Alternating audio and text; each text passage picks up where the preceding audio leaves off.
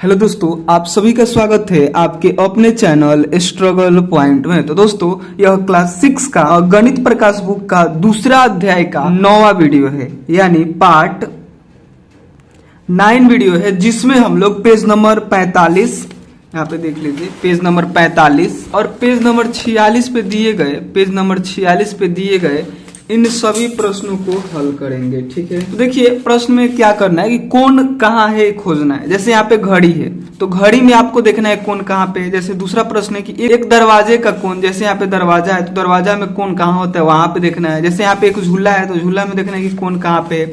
वैसे ही यहाँ page number 46 पे भी कुछ प्रश्न है, इनमें भी कोण ही हम लोग को ढूंढना है। ठीक है, तो चलिए सबसे पहले हम लोग घड़ी में कोण कहाँ है इसको देखते हैं। ठीक है, लिख रहा है घड़ी में कोण, और प्रश्न ए है, सबसे पहले आपसे पूछ रहा है घड़ी की सुइयां अलग अलग समय पर भिन्न कोण बनाती है। मतलब जो घड़ी की सुई होती है वो अलग अलग समय पर अनेकों कोण बनाती है। 1 बजे कुछ और कोण होता है, 2 बजे कुछ और कोण होता है, 3 बजे कुछ और कोण होता है, 10 बजे कुछ और कोण होता है, यानी अलग अलग समय पे वो अलग अलग कोण बनाती है। 1 बजे सुइयों के बीच 30 डिग्री का कोण होता है, क्यों? 1 बजे जो होता है वो घड़ी के सुइयों के बीच 30 डिग्री का कोण बनता है, और क्यों बनता है ये आपसे पूछ रहा है। 30 डिग्री का कोण बनता है, लेकिन क्यों बनता है? तो इस प्रश्न को हल करने से पहले, इन सभी प्रश्नों को हल करने से पहले सबसे पहले आपको घड़ी को समझना होगा, और घड़ी को समझने से पहले आपको समझना पड़ेगा कि ये कोण बनते कैसे हैं। ठीक है, उसके बाद आप लोग को समझना होगा कि घड़ी में कोण कैसे बनते हैं।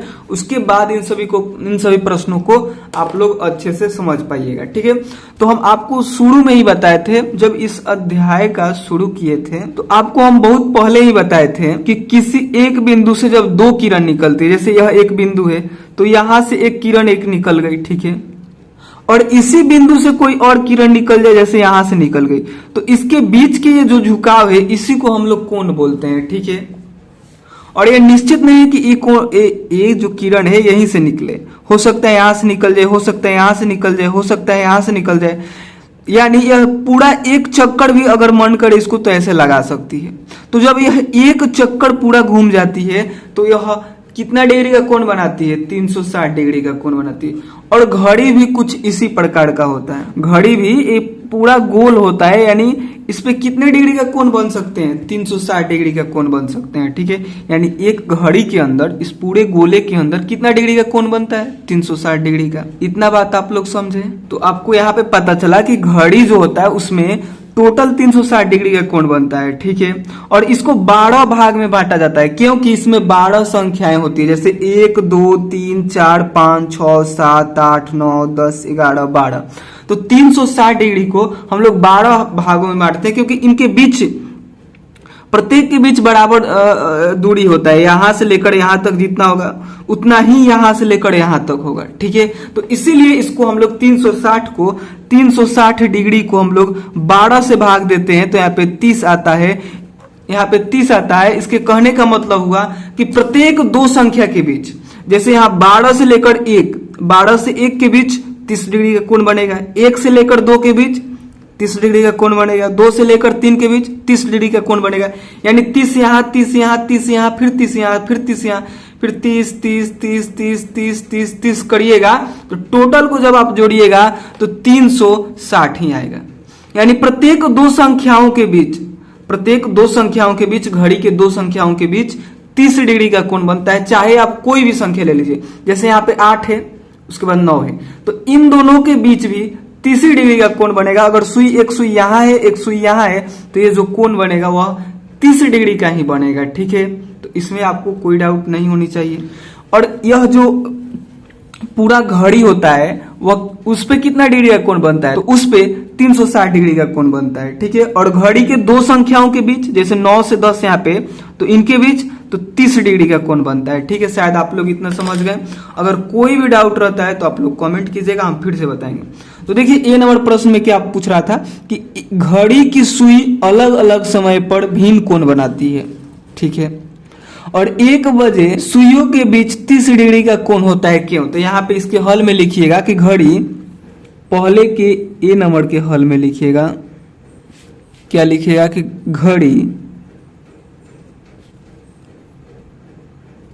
घड़ी में प्रत्येक घड़ी में प्रत्येक दो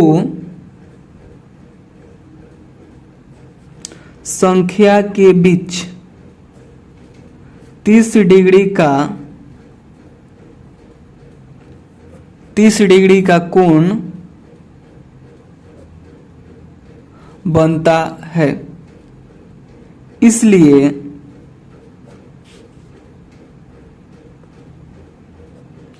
एक बजे भी 30 डिग्री का ही कोण बनेगा। ठीक है, यहाँ पे हमने लिखा कि घड़ी में प्रत्येक दो संख्या के बीच 30 डिग्री का कोण बनता है। आपको हम अभी बताएं कि 12 से लेकर 1 के बीच 30 डिग्री का कोण बनेगा, 1 से 2 के बीच 30 ही बनेगा। यानी प्रत्येक जो अगल बगल की संख्याएं होंगी, जैसे यहाँ पे 8 ले लीजिए तो 8 के इधर भी लीजिएगा तो 30 डिग्री, और 8 और 7 के बीच भी कोण बनेगा तो 30 डिग्री।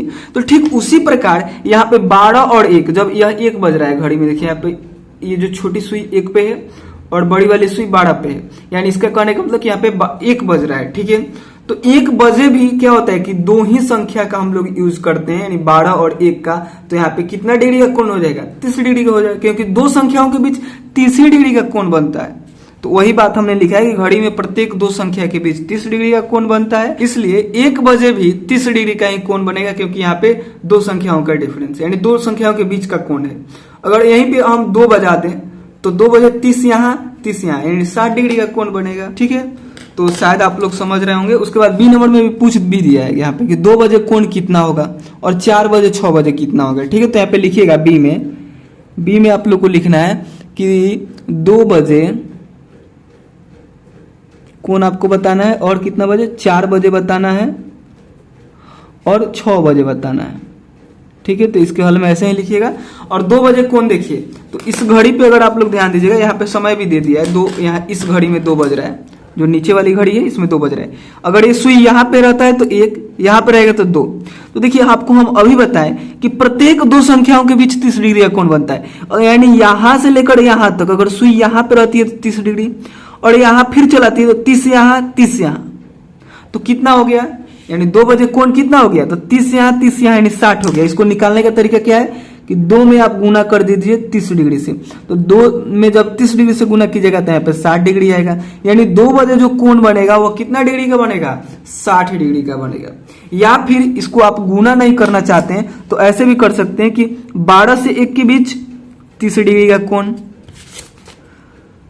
और 1 से 2 के बीच फिर 30 डिग्री का कोण। तो आप जोड़िएगा यहाँ पे तो 30 कितना हो जाएगा? 60 डिग्री हो जाएगा। तो आप 2 में 30 से गुना कर दीजिए या फिर 30 जोड़ दीजिए, 60 ही आने वाला है। ठीक है, उसी प्रकार से आपसे पूछा है कि 4 बजे, देखिए घड़ी में, इस घड़ी में 4 बज रहा है, 1 पर रहेगा तो 1, 2 पर रहेगा तो 2 बजेगा, 3 पर रहेगा तो 3 बजेगा, और 4 पे है तो 4 बज रहा है। तो आपको बताना है कि यहां से यहां तक यानी यहां से यहां तक कितना डिग्री का कोण बन रहा है। तो आपको पता है कि प्रत्येक दो संख्याओं के बीच 30 का कोण बनेगा, तो 30 यहाँ 30 यहाँ 30 यहाँ 30 यहाँ, तो कितना हो जाएगा? तो आप इन सभी को जोड़ दीजिए, 30 को 30 को 30 को 30 को, यानी 4 बार 30 को जोड़ दीजिए। या फिर 4 बजे ही पूछा है ना, तो 4 में आप 30 से गुना कर दीजिए। ठीक है, 4 में आप क्या कर दीजिए? 30 डिग्री से गुना करिए तो यहाँ पे आएगा 120 डिग्री, यही इसका राइट आंसर होगा। ठीक है, तो 4 बजे कितना डिग्री का कोण बनेगा? 120 डिग्री का। उसी प्रकार से पूछा है 6 बजे, तो आप क्या कीजिए? 6 बजे पूछा है तो 6 लिखिए, और दो संख्याओं के बीच कितना डिग्री का कोण बनता है? यानी यहां से यहां तक के बीच, फिर यहां से यहां तक के बीच, यानी दो संख्याओं के बीच कितना डिग्री का कोण बनता है? तो 30 डिग्री का। तो 30 से गुना कर दीजिए, तो 6 3 18, यानी यहाँ पे 180 डिग्री आ जाएगा। यानी 6 बजे कोण जो होगा 180 डिग्री का 180 डिग्री का होगा। ठीक है, और 6 बजे का घड़ी तो कैसा हो जाएगा? तो ये जो सुई है ना, ये सुई एकदम यहाँ पे आ जाएगी 6 के पास। ठीक है, तो यहां से यहां तक जो कोण बनता है एक सरल रेखा हो जाएगा, और एक सरल रेखा पर कितना डिग्री का कोण बनता है? 180 डिग्री का बनता है। ठीक है, तो इस प्रकार से आपने दूसरे प्रश्न को भी हल कर लिया। कोई डाउट रहे तो आप लोग को क्या करना है? कॉमेंट करना है। ठीक है, और बाकी चलिए अब हम लोग तीसरे प्रश्न को हल करते हैं कि घड़ी की पहले का ही तीसरा प्रश्न यानी सी नंबर को हल करते हैं कि घड़ी की सुई द्वारा बने अन्य कोणों को ढूंढिए। जैसे यहाँ पे आपने 2 बजे का कोण बना लिया। जैसे 1 बजे का भी आपको पता है कि 30 डिग्री, ठीक है। 1 बजे कोण कितना डिग्री का बनता है? 30 डिग्री। 2 बजे 60 डिग्री। 3 बजे आप नहीं ढूंढ पा रहे हैं, यानी 3 बजे आपको बताना है कितना डिग्री का कोण बन रहा है। यानी यहाँ पे कह रहे हैं कि अन्य कोण आप जो लिख दिए ना, इसके अलावा भी कोई कोई कोण बनता है। जैसे यहाँ पे अगर सुई रहे तो यहाँ पे कोण बनेगा। ये वाला तो कोण आप पता कर लिए यहाँ से यहाँ तक। 2 बजे वाला भी आप पता कर लिए और 1 बजे वाला भी पता कर लिए। 4 बजे वाला भी पता कर लिए, 5 बजे वाला नहीं किए तो 5 बजे वाला कर दीजिए। 6 बजे वाला पता है। 7 बजे कितना डिग्री का कोण होगा इसको पता करिए। फिर 8 बजे कितना डिग्री कोण होगा, 9 बजे कितना होगा, 10 बजे कितना होगा, ऐसे करके आप 12 बजे तक क्या करिए, ज्ञात करिए। ठीक है, तो सी में यही बात बोल रहा है। देखिए हमने 1 बजे तो प्राप्त कर लिया कि कोण कितना डिग्री का कोण बनता है, ठीक है। और 2 बजे भी हम लोग को मालूम है और 3 बजे नहीं मालूम है, तो यहाँ पे लिखिएगा 3 बजे कितना डिग्री का कोण बनेगा, तो 3 गुने 30 करिए। 30 क्यों करेंगे? क्योंकि प्रत्येक दो संख्याओं के बीच 30 डिग्री का कोण बनता है और 3 बजे हमको ज्ञात करना है।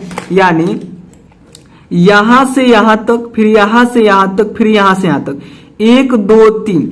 आप क्या करिए, 3 में 30 से गुना करिए और फिर 30 को 3 बार जोड़ दीजिए, तब जाके आपको पता चलेगा कि 3 बजे कितना डिग्री का कोण बनता है। तो 3 के 9, यानी यहाँ पे 90 डिग्री का कोण बनता है। आप देख भी सकते हैं कि एक सुई यहाँ है और एक सुई यहाँ है, यानी एल आकृति बन रही है और जहां पे भी एल आकृति बनती है वहां पे 90 डिग्री का कोण हो जाता है।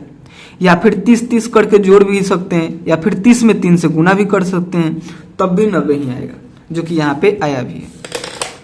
और उसके बाद देखिए 4 बजे आपको पता है कि 120, 5 बजे नहीं पता है तो 5 बजे वाला निकालिए कि 5 बजे कितना कोण बन रहा है। क्योंकि इसमें अन्य जो बच गया है ना, यहाँ पे दोनों प्रश्न में ए नंबर और बी नंबर में जो आप नहीं निकाले हैं उन सभी कोणों को सी नंबर प्रश्न में निकालना है। तो 5 बजे वाला नहीं निकाले तो 5 गुने 30 करिए। जितना बजे निकालना है ना उतना में 30 से गुना कर दीजिए, तो 5 3 15, यहाँ पे 150 का कोण बन जाएगा। अब देखिए 6 बजे तो हमने निकाल दिया है, 7 बजे क्या होगा, तो 7 बजे लिखिएगा। और 7 बजे निकाल रहे हैं तो 7 में आप 30 से गुना कर दीजिए, तो 7 3 के 21 यहाँ पे हो जाएगा, यानी 221 डिग्री। फिर 8 बजे निकालिए तो लिखिएगा 8 बजे बराबर 8 गुने 30 कर दीजिए, दिख रहा है 8 गुने 30 करिए तो 8 3 के यहाँ पे 24 हो जाएगा, यानी 240 डिग्री हो जाएगा। वैसे ही 9 बजे निकालिए, कितना बजे, 9 बजे, तो 9 गुने 30 कर दीजिए और गुना कीजिएगा तो 9 का 9 8 29 27, यानी 227 डिग्री हो जाएगा, ठीक है। वैसे ही 10 बजे निकालिए तो 10 गुने 30 कीजिएगा तो यहाँ पे हो जाएगा 300 डिग्री। वैसे ही 11 बजे निकालिए तो आप क्या कीजिए, 11 में क्या कर दीजिए, 30 से गुना कर दीजिए, तो यहाँ पे हो जाएगा 330 डिग्री।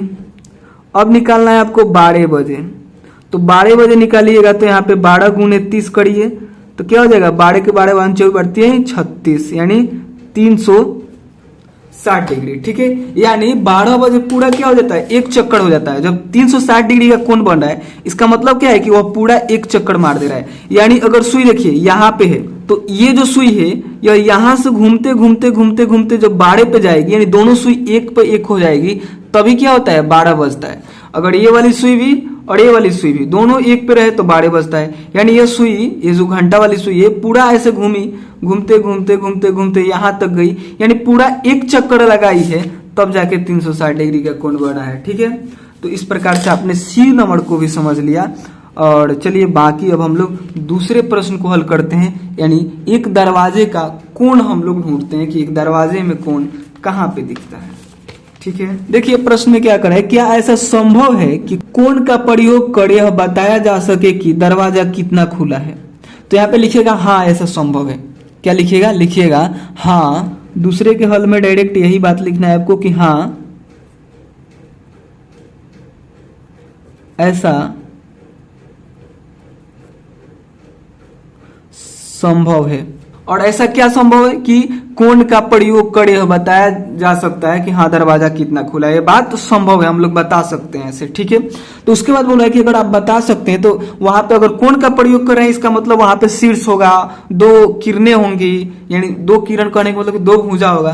तो आपको क्या क्या मिलेगा, मतलब किरण भुजा वहां पे कौन कौन सा होगा।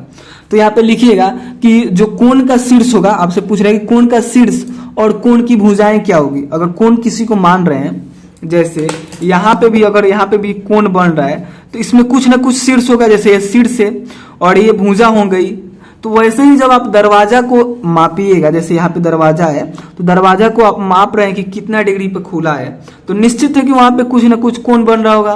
तो कोण बन रहा होगा तभी ना आप उसको नाप के बोल रहे हैं कि हाँ इतना डिग्री पे खुला हुआ है। तो आपको बताना है कि वहां पे शीर्ष क्या है और भुजाएं क्या है, इन दोनों को आपको बताना है। ठीक है, तो यहाँ तक के प्रश्नों का, यहाँ तक जो आपसे प्रश्न में पूछ रहा था उसका हल तो ये हो गया। ठीक है, उसके आगे आपसे पूछ रहे हैं कोण का शीर्ष और कोण की भुजाएं क्या होगी, क्योंकि आपने यहाँ पे कह दिया कि हाँ हम डिग्री को, मतलब डिग्री से हम लोग कोण का मतलब प्रयोग करके हम बता सकते हैं कि कोण दरवाजा कितना खुला है या फिर कितना बंद है। तो जब भी आप कोण का प्रयोग कीजिएगा तो वहां पे आपको एक शीर्ष मिलेगा और दो भुजाएं मिलेंगी। तो आपको यहाँ पे बताना है कि कोण का शीर्ष क्या होगा। तो कोण का शीर्ष यहाँ पे देखिए, जहां पे दोनों भुजाएं मिलती है तो उसी को हम लोग क्या बोलते हैं, शीर्ष बोलते हैं। तो देखिए कोण का एक भुजा तो ये हो जाएगा दीवार, और दूसरा भुजा ये दरवाजा हो जाएगा। ठीक है, ध्यान से समझिएगा, एक भुजा ये हो जाएगा और दूसरी भुजा ये हो जाएगा। और इसका शीर्ष क्या होगा, तो इसका शीर्ष होगा कब्जा। कब्जा मतलब जो जिससे दरवाजा जो होता है दीवार से जुड़ा रहता है, वो मुड़ता रहता है, ऐसे रहता है, कभी ऐसे हो जाएगा फिर ऐसे हो जाएगा। आप लोग कब्जा देखे होंगे, यहीं पे लगा होगा दरवाजा और दीवार के बीच में। ठीक है, तो आप लोग लिखिएगा यहाँ पे कि कोण का शीर्ष कब्जा है। ठीक है, यहाँ पे लिखिएगा कोण का शीर्ष, कोण का शीर्ष क्या है, कब्जा, क आधा ब फिर जा। ठीक है, ऐसे लिखिएगा, जिसको इंग्लिश में हिंग बोलते हैं। ठीक है, तो कोण का जो शीर्ष है क्या हो जाएगा, कब्जा हो जाएगा, यानी हिंग हो जाएगा। ठीक है, और आपसे पूछ रहा था कि और कोण की भुजाएं क्या होंगी, तो यहां पे लिखिएगा और कोण की भुजाएं, कोण की भुजाएं दरवाजा हो जाएगा एक, दो भुजा होना चाहिए तो दरवाजा एक भुजा हो जाएगा, और दूसरा भुजा दीवार हो जाएगा। ठीक है, आपसे प्रश्न में क्या पूछा था कि कोण का शीर्ष और कोण की भुजाएं बताइए। तो कोण का शीर्ष क्या हो गया, कब्जा हो गया, यानी जहां दोनों ये जुड़े होते हैं उसी को हम लोग क्या बोलते हैं, शीर्ष बोलते हैं। तो ये कहां पे जुड़े होते हैं, तो कब्जा से जुड़ा होता है। ठीक है, तो क्या हो जाएगा, कोण का शीर्ष क्या हो जाएगा, कब्जा हो जाएगा, और कोण की भुजा है दरवाजा और दीवार हो जाएगा। दो भुजा होता है तो एक दीवार हो गया और एक क्या हो गया, दरवाजा हो गया। ठीक है, इस प्रकार से आपने दूसरे प्रश्न को भी हल कर लिया। चलिए अब हम लोग तीसरे प्रश्न को हल करते हैं। देखिए तीसरा प्रश्न में क्या कर रहे हैं, कड़ है विद्या झूले पर अपना समय आनंद से बिता रही है। उसने ध्यान दिया कि जब उसने झूलना शुरू किया तो जितना बड़ा कोण है उतनी ही अधिक गति वह झूले पर अर्जित कर रही है। लेकिन यहाँ कोण है कहाँ, क्या आप यहाँ पर किसी कोण को देख सकते हैं? तो हाँ बिल्कुल हम यहाँ पे कोण को देख सकते हैं। तो इसके हल में आप लोग को लिखना है कि हाँ, तीसरे के हल में आपको लिखना है, क्या लिखना है कि हाँ हम, क्या लिखना है, लिखना है कि हाँ हम यहाँ कोण देख सकते हैं। हाँ हम यहाँ कोण देख सकते हैं। ठीक है, अगर आपने इतना लिख दिया कि हाँ हमने कोण देख सकते हैं, तो आपने देखा तो आपने कहाँ पे देखा, तो आप देखिए जब यहाँ पे डाली पे एक नजर डालिएगा और एक रस्सी पे, तो आपको यहाँ पे कोण दिखेगा। डाली और रस्सी के बीच आपको यहाँ पे कोण दिख रहा है, तो इस बात को भी यहाँ पे लिख दीजिएगा कि हाँ हम यहाँ पे कोण देख सकते हैं। पेड़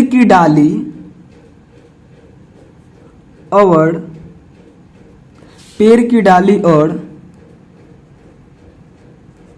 झूले के रस्सी के बीच।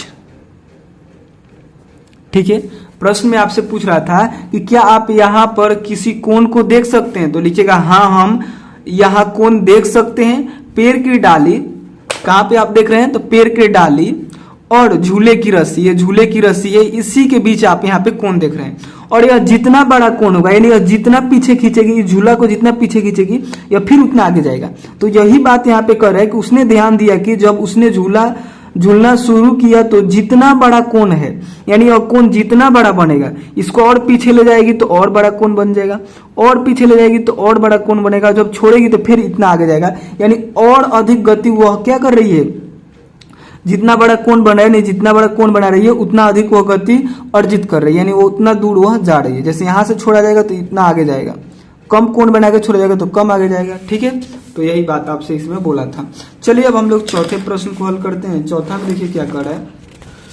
चौथा में यहाँ पे भी आपको कोण ही ढूंढना है। बोल क्या रहा है, देखिए यहाँ पे कड़ है कि यहाँ एक खिलौने के दोनों ओर तिरछे तख्ते यानी स्लैटिंग स्लैब लगे हैं। जितना अधिक कोण या तख्ते का झुकाव होगा उतनी ही तेजी से गेंद ढुलकती है।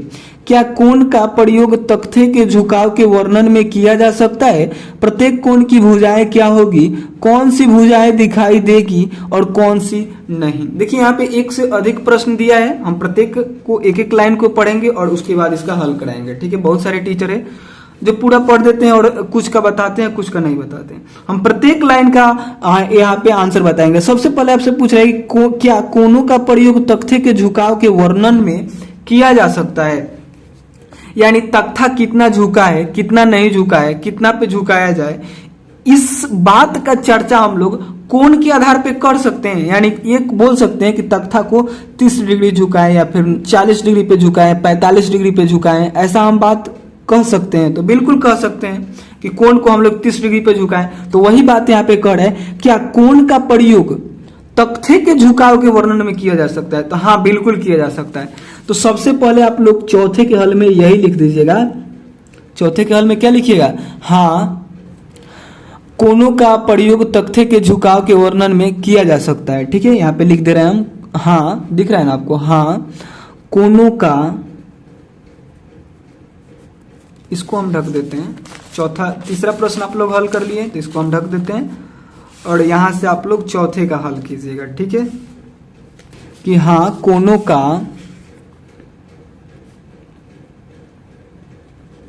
प्रयोग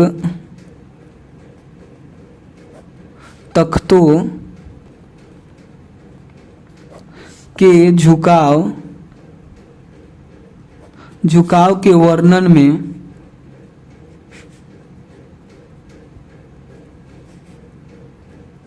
किया जा सकता है। ठीक है, अभी तक आप लोगों ने यहां तक का आंसर दिया। फिर आपसे पूछ रहा है कि प्रत्येक कोण की भुजाएं क्या होंगी, कौन सी भुजाएं दिखाई देगी, कौन सी नहीं। तो चलिए अब हम लोग इसको समझते हैं। इस जो यहाँ पे तख्ते का जो बनाया गया है, खिलौना बोल सकते हैं, जो चीज भी बोलिए इसको आप, तो यहाँ पे जो बनाया गया है इस पे ध्यान दीजिए। तो यहाँ पे जब ये लड़का इस पे गेंद गिरा रहा है तो ये, क्योंकि यह तख्ता तिरछा है तो ढूलते हुए आ जा रहा है नीचे, मतलब ये ऐसे है। जैसे यह ऐसे है तो इस पे गेंद जब आप या फिर कुछ गिराइएगा, जैसे इसको हम ऐसे खड़ा कर दे ऐसे, तो इस पे जब आप कुछ भी रखिएगा, जैसे हम इस कलम को ही रख रहे हैं, तो देखिए कलम कैसे गिर जा रहा है, गिर रहा है ना ऐसे। तो इसका झुकाव जितना ज्यादा रहेगा उतना तेजी से गिरेगा, इसका झुकाव जितना ज्यादा रहेगा उतना तेजी से गिरेगा, और यह जितना कम झुका रहेगा उतना कम गिरेगा। देखिए इसको सीधा कर दिए तो ये गिरेगा ही नहीं, और थोड़ा सा टेढ़ा करेंगे तो ये गिर जाएगा। तो आपको यहाँ पे पूछ क्या रहा है कि प्रत्येक तख्ते की भुजाएं क्या होंगी और कोण दिखाई देगा या नहीं। तो देखिए यहाँ पे जब इस गेंद को यहाँ पे गिराया जाएगा, जब इस लड़का ने इस गेंद को गिराया, इस लड़का ने इस गेंद को गिराया, तो यह सबसे पहले यहाँ पे गिरा होगा। अगर यह तख्ता ऐसा रहता, तख्ता ऐसे सीधे रहता, ठीक है, तख्ता ऐसे सीधा रहता तो ये गेंद नीचे नहीं गिरता। जैसे यह अभी हम आपको बताएंगे, जैसे यह तख्ता है मान लीजिए, तो ये सीधा है तो ये पेंसिल गिर नहीं रहा है, ठीक है, और इसको जैसे ही हमने इसे तिरछा किया तो देखिए गिर गया। तो अगर तख्ता, जैसे गेंदा गिराया, अगर तख्ता यहाँ पे रहता तो यह क्या होता, यह तख्ता से नीचे, मतलब यह गेंदा ढुलता ही नहीं, लेकिन तख्ता यहाँ ना होकर यहाँ पे है, ठीक है, यहाँ पे है, तो ये जो कोण बन रहा है इसी को यहाँ पे लिख देना है।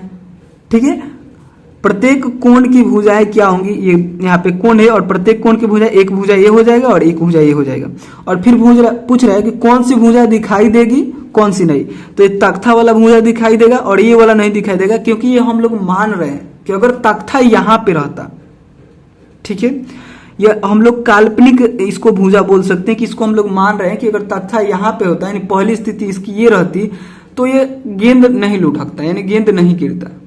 ठीक है, उसी प्रकार यहाँ पे देखिए जब ये गेंद यहाँ पे गिरेगा यहाँ पे पड़ेगा तो अगर यह तख्ता ऐसे रहता सीधा तख्ता रहता तो गेंद क्या होता है नीचे नहीं गिरता, लेकिन तख्ता क्या हुआ कि यहाँ पे कोण कुछ बनाते हुए नीचे चला आया यानी यहाँ पे लगा हुआ है तो ये क्या हो जाएगा फिर गिरेगा।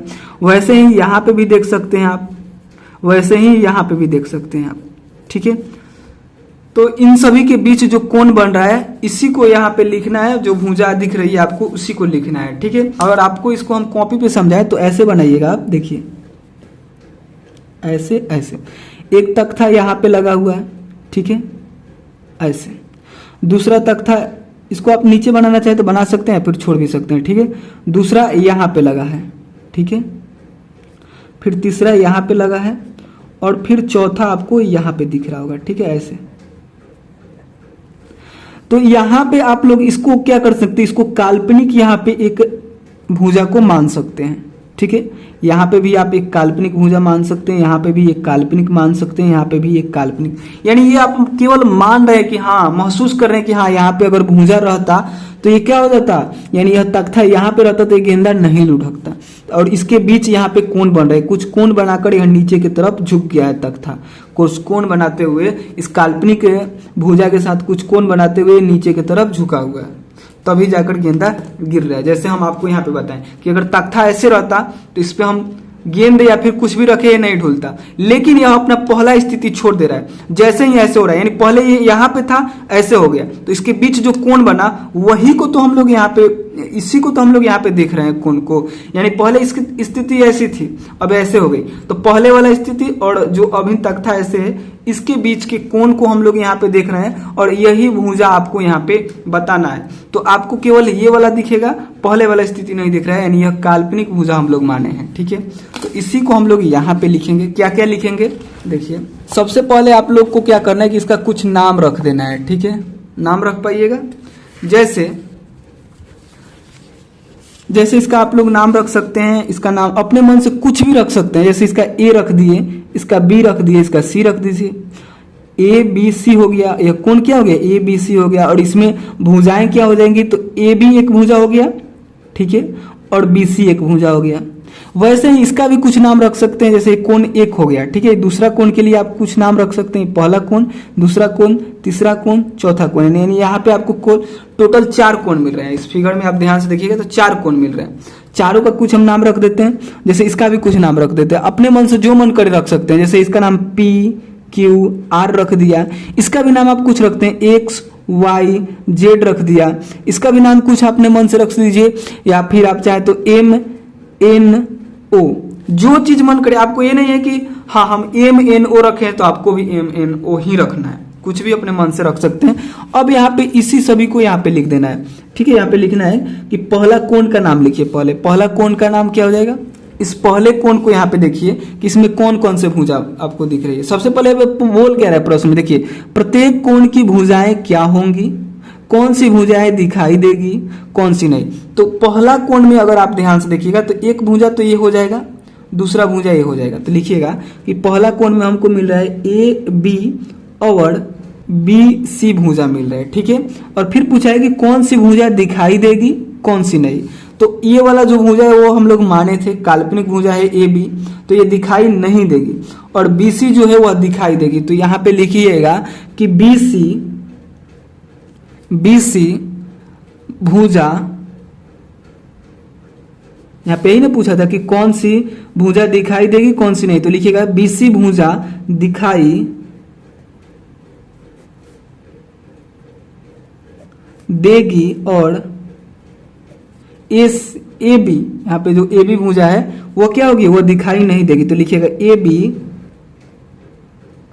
नहीं। ठीक है, यहाँ पे पूछा था कौन सी भुजा दिखाई देगी कौन सी नहीं, तो बी सी भुजा दिखाई देगी और ए बी नहीं। ठीक है, हो गया पहला का हल। ठीक है, इन दोनों प्रश्नों का हम हल करा रहे हैं। इसके हल के लिए आपको क्या करना है कि इसको लिखना है, इसके और इसके हल के लिए जो अभी हम लिख रहे हैं उसको लिखना है। फिर आप देखिए दूसरे कोण को देखिए, यहाँ पे दूसरा कोण आपको यहाँ पे दिख रहा है, इस पे ध्यान दीजिए। तो इस पे आपको कौन कौन सा भुजा दिख रहा है, तो पी क्यू और क्यू आर। तो इसको लिख दीजिए पी क्यू और क्यू आर।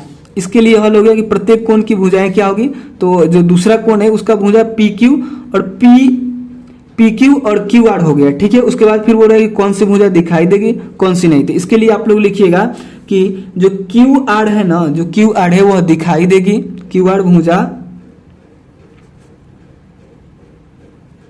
दिखाई देगी और पी क्यू नहीं, जो पी क्यू है वो क्या हो जाएगा, वो दिखाई नहीं देगा, क्योंकि इसको हम लोग माने हैं, यह काल्पनिक है। तख्ता तो यहीं पे है, हम लोग इसको माने हैं कि हाँ अगर तख्ता यहाँ पे रहता तो नहीं डुलता, यानी तख्ता ऐसे लगाया गया होगा, उसको ऐसे कर दिया गया होगा, तब जाके गेंदा ढुक जा रहा है, यानी नीचे आ जा रहा है, ठीक है। अब तीसरे कोण को देखिए, तो तीसरा कोण में भुजा क्या हो जाएगा, तो एक एक्स हो जाएगा, एक्स वाई, यानी यहां से यहां तक एक हो जाएगा और फिर एक वाई जेड हो जाएगा, ठीक है। तो एक्स वाई और वाई जेड यहाँ पे हमको भुजा दिख रहा है, ठीक है। उसके बाद बोल रहा था कि कौन सा दिखाई देगा कौन सा नहीं, तो जो वाई जेड है ना, वाई और जेड, यह भुजा क्या होगा, दिखाई देगा,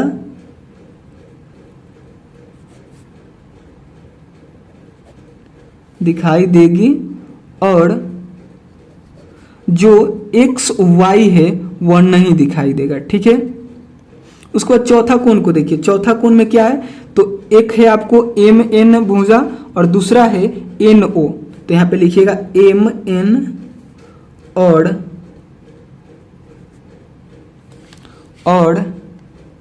एन ओ, ठीक है।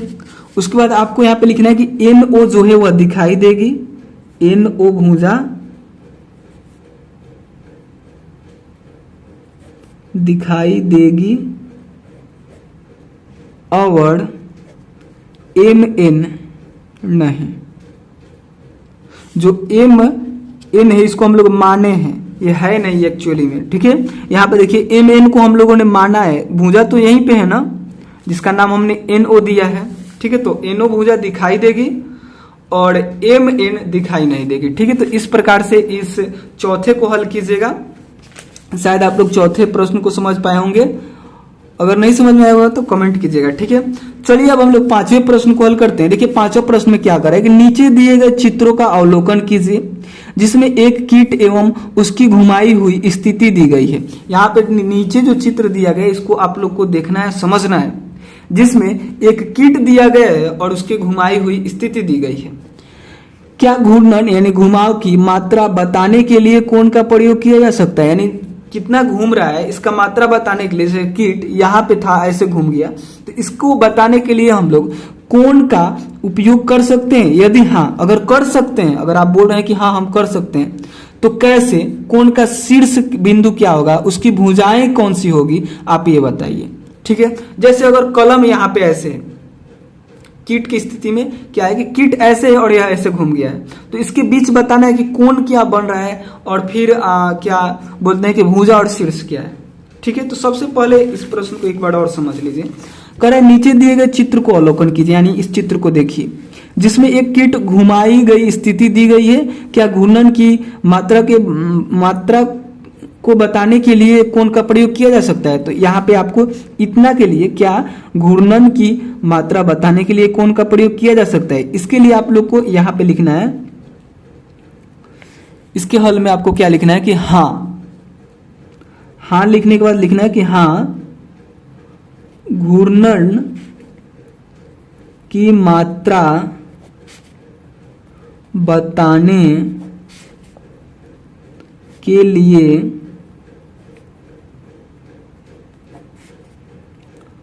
कोणों का उपयोग किया जा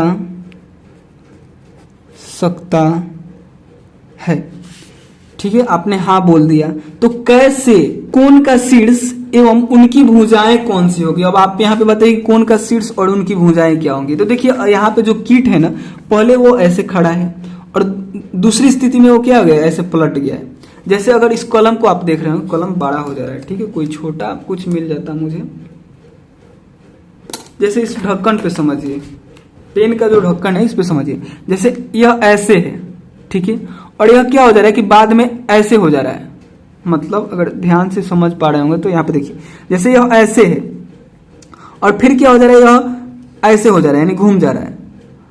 तो इसके बीच जो कोण बन रहा है, यानी आप इसे कोण के द्वारा बता सकते हैं कि यह कितना घुमाव है, इसके घुमाव को कोण के द्वारा बता सकते हैं। तो इसमें भुजा और शीर्ष क्या होगा, तो यहाँ पे देखिए एक ये भुजा हो जाएगा, कीट का ये वाला भाग एक भुजा हो जाएगा, एक भुजा ये हो जाएगा और दूसरा भुजा ये हो जाएगा, ठीक है। कीट की दूसरी स्थिति, पहली स्थिति एक भुजा, दूसरी स्थिति दूसरी भुजा, और शीर्ष क्या होगा, तो दोनों का पूंछ हो जाएगा। ये जो पूंछ थोड़ा सा आगे बढ़ गया है, ये और इधर जाएगा तो दोनों का पूंछ एक जगह आएगा, यानी यह क्या हो जाएगा, यह कोण का क्या बोलते हैं, कोण का शीर्ष हो जाएगा। जैसे अगर दो हम पेन का ढक्कन ले लें, जैसे ये तो पहले ऐसे है और ये घूम के फिर यहाँ पे आ जा रहा है, यानी ऐसे ऐसे हो रहा है, यानी दोनों का जो यहाँ पे ये जो मिल रहा है ये हो जाएगा शीर्ष, और यहाँ से यहाँ आ रहा है ये क्या हो जाएगा, भुजा हो जाएगा, ठीक है। इस स्थिति में भी ऐसे ही, जैसे ये पहले स्थिति में ऐसे था और दूसरा बेर में ऐसे हो गया, यानी एक तो भुजा ये हो गया और दूसरा भुजा ये हो गया, ठीक है। तो यहाँ पे कोण बन रहा है, और ये जो दोनों जहाँ पे ये दोनों ये मिल रहा है, ये क्या हो जाएगा, ये शीर्ष हो जाएगा, ठीक है। इस स्थिति में भी यही है, यह कीट क्या हो रहा है कि इधर की तरफ मुड़ रहा है, तो ये एक भुजा हो गया, दूसरा ये हो गया, ठीक है, यानी थोड़ा सा ये आगे बढ़ चुका है। अगर ये पीछे आता है तो दोनों ठेकेगा, तो यहाँ पे क्या होगा, यहाँ पे ये हो जाएगा शीर्ष हो जाएगा, ठीक है। शायद आप लोग समझ रहे होंगे हम क्या कर रहे हैं। हम कह रहे हैं कि एक भुजा तो ये हो गया, दूसरी भुजा ये हो गया, और ये दोनों जहां पे मिल रहे हैं वह शीर्ष हो गया। तो इसके आगे लिखिएगा, इतना लिखने के बाद इसके आगे लिखना है, क्या लिखना है,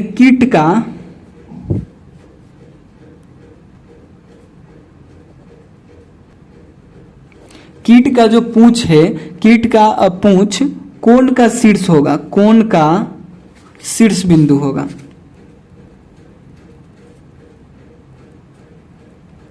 ठीक है।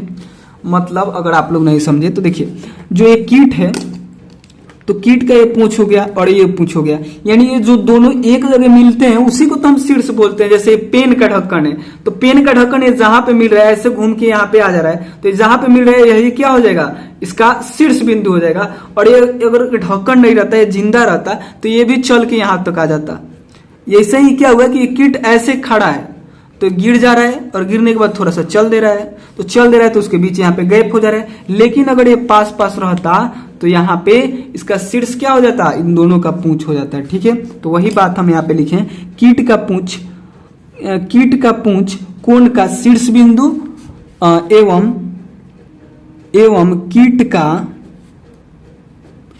कीट का पहली स्थिति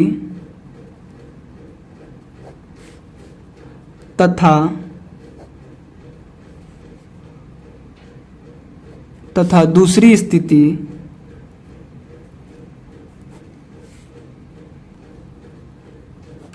भुजाएं होंगी, ठीक है। मतलब कि कीट का, यहाँ पे आपसे पूछा था कि कोण का शीर्ष बिंदु एवं उसकी भुजाएं क्या होगी, तो यहाँ पे लिखिएगा कि कीट का जो पूंछ है ना वह कोण का शीर्ष बिंदु एवं कीट का जो पहली स्थिति है, पहली स्थिति मतलब ये वाला जो पहले ऐसे है और फिर ऐसे पलट के चलने लग रहा है, तो कीट का जो पहला स्थिति है वह एक भुजा हो जाएगा और जो दूसरी स्थिति है वह दूसरा भुजा हो जाएगा। तो दो भुजा जब मिलते हैं तब जाकर हम लोग एक कोण की प्राप्ति करते हैं, यानी एक कोण बनता है, ठीक है। तो इस प्रकार से आपने इसको समझ लिया। अगर आप लोग ऐसे नहीं लिखना चाहते हैं तो आप लोग इसका कुछ नाम दे दीजिए, जैसे इसका नाम दे दीजिए PQR, तो आप बोल दीजिए कि PQ जो है वह एक भुजा है और QR जो है एक भुजा है, और जो बिंदु Q है वह क्या है, शीर्ष है। ऐसे भी बोल सकते हैं, यहाँ पे भी यही नाम दे दीजिए, फिर अलग दे दीजिए। दोनों स्थिति में तो यही होगा, दोनों कीट है और दोनों का पूंछ जहां पे मिल रहा है उसी को हम लोग शीर्ष बोलते हैं, ठीक है। और एक भुजा ये हो गया और एक भुजा ये हो गया। अगर नाम देके लिखना चाहते हो तो इसका नाम कुछ और दे दीजिए, जैसे ABC, ऐसे भी लिख सकते हैं। AB जो है वह एक भुजा है, BC जो है एक भुजा है और बी जो है वह केंद्र है, लेकिन ऐसे आप लोग मत लिखिएगा, आप लोग इसको लिखिएगा, एकदम सही होगा। ठीक है, बाकी इसके आगे के प्रश्नों का हम लोग आगे हल करेंगे। ठीक है, अगले वीडियो में। ये वीडियो आपको कैसा लगा? थोड़ा सा वीडियो लॉन्ग हो गया, उसके लिए सॉरी, क्योंकि हम बहुत डिटेल में बताने लगते हैं। ठीक है, तो बाकी अगर वीडियो अच्छा लगा हो तो प्लीज लाइक कीजिएगा, चैनल पर नए होंगे तो प्लीज चैनल को सब्सक्राइब भी कीजिएगा, और दोस्तों के साथ शेयर नहीं किए होंगे तो प्लीज आपसे रिक्वेस्ट है जरूर शेयर कीजिएगा। ठीक है, तो चलिए मिलते हैं अगले वीडियो में, जिसमें हम लोग इसके आगे के प्रश्नों को हल करेंगे। तो मिलते हैं उसी वीडियो में, तब तक के लिए बाय दोस्तों।